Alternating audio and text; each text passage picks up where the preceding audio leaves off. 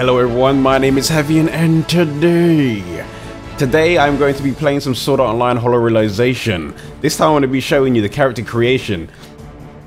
So if you have played Hollow Fragment or Re-Hollow Fragment, the character creation may look similar, but it seems like the options they've added are a bit more robust than they were in Re-Hollow Fragment. So I'm going to go through the different options and show you what you can actually do during character creation. So if in this game you will be able to pick your player name and event name, and you will be able to choose which gender you want your character to be as well. There are up to 31 hairstyles, but I think I'll flick through everything so you can get a general idea of what you can do. So I'll go through the options as male, and then I'll switch to female so you can see a few of the other options. But when it comes to the hairstyles and a few of the options, you can use them on both genders, so it doesn't really matter which one you're on. So I'm gonna go ahead and flick through the different hairstyles. Once I get to the female hairs, I'll switch over to the female character so you can see what they look like on that character model. Or maybe I'll just flip through them both. So here we go, the hairstyles for the males. But then again, you can change that. You can pick whatever hairstyles you want.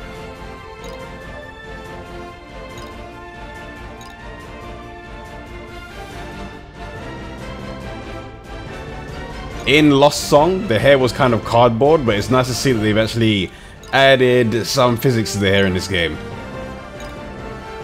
So I'm gonna go ahead and flick through the different options we have available. It does seem like in this clothing, some of the hair does clip, but I guess that's to be expected. It doesn't seem like there's many games that get the clipping thing down right.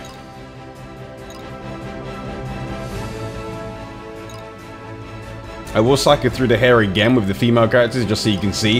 It does look like I missed the front of some of the hairstyles. So I'll go through all of them again so you can see exactly what they look like.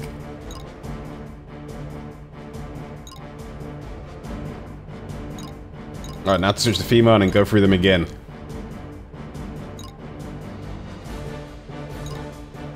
You do have the option in this game to change the lighting as well. So at the moment I've got it set to daytime, but you can switch it to nighttime to see exactly what the hair would look like. Not the hair, well, the character creation would look like, or your created character would look like in darker environments. That seems to be a nice option they've added for at least this character creation. It is something they've done in Final Fantasy XIV, but it's a nice touch because once you get into the game and once you start playing, it can be pretty annoying once you've created a character and it looks totally different in-game than it does in character creation because of the lighting. So I'll switch it and you can see what I mean. So at the moment I've got it set to nighttime, and I'll switch it back to daytime so you can see what it's like.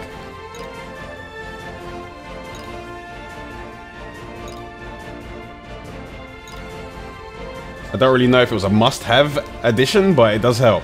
Alright, here's my hairstyle from the previous games. Don't know if I'm going to be rolling with that this time, but I'll see what I'll be rolling with later on, because I'm pretty sure you'll be able to change what your character looks like in the game as well.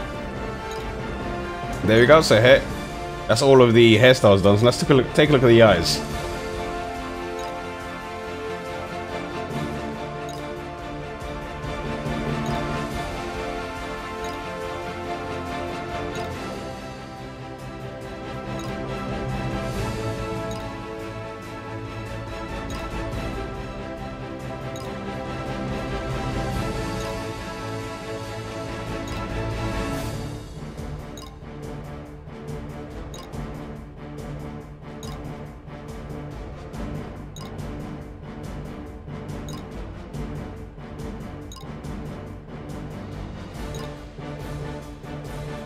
And let's take a look at the mouths. I can't see there being too many options for the mouth, but let's take a look and see what they are at the moment anyway.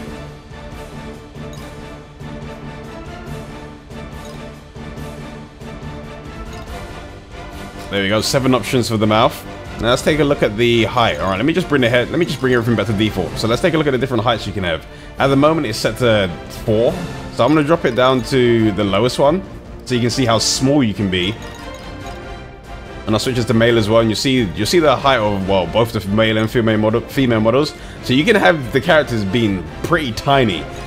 But let's go ahead and start increasing their size.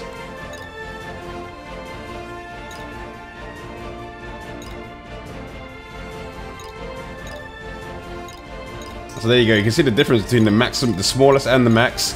Let's switch to male as well, so you can see the difference. Zoomed out, it doesn't really look like there's much of a big difference. But I want to see what the character models do look like when they're in game. And I want to see if, I can't really tell properly right here, but I want to see whether or not the weapon models scale with their height as well. So let's take a look at physique. So I'm going to go all the way down to the smallest one you can be, then let's just pump it up.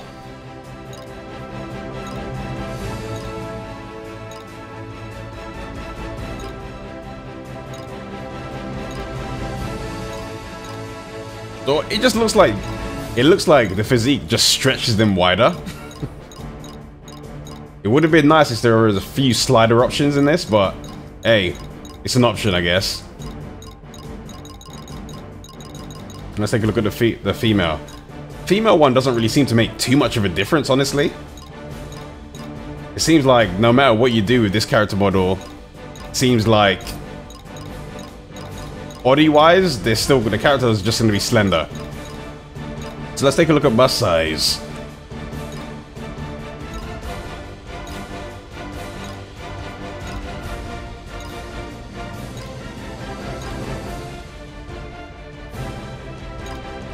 It's not really too noticeable in this clothing, but I guess when you jump from between 1 and 9, you can see the difference. And let's take a look at the hair color. It does seem like in this game they've given you a lot of options in terms of the hair you can, well, the hair colors you can pick. So you have a different variety of preset options, and then you can actually go and customize that even more.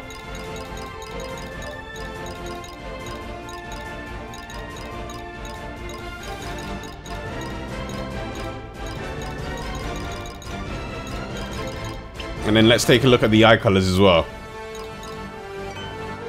So it'll be exactly the same. You can you'll be able to flick through the different options, or you can just pretty much create your own eye color if you feel like it.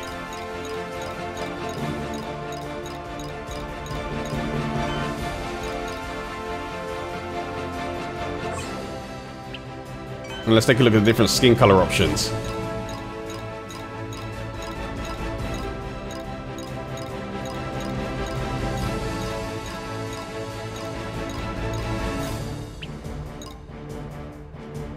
Now I'm going to go ahead and cycle through the different voices. It does seem like the majority of the voices are of other characters in the game.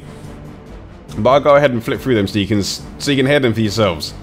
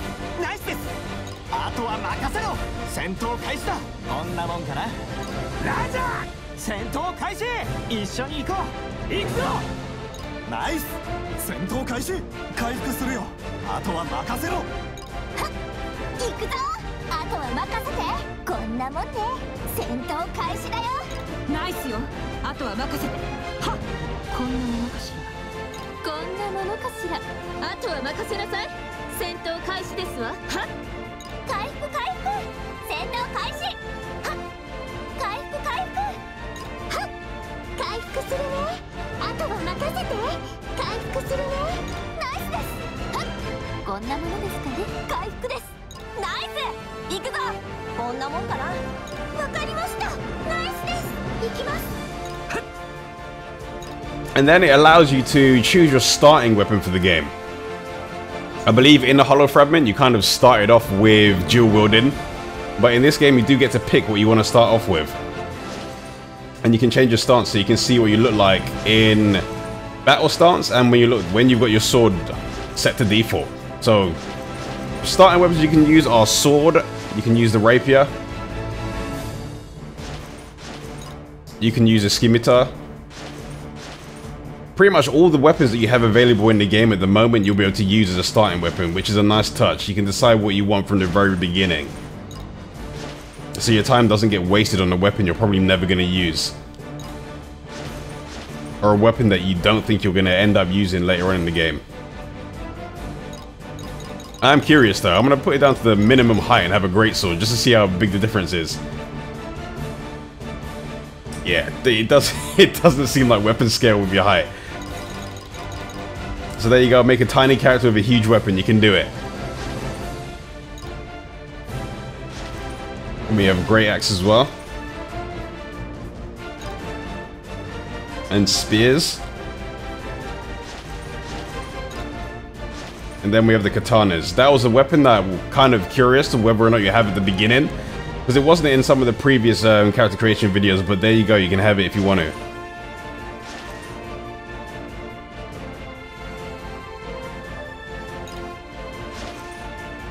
Alright, so that is the Hollow Realization character creation.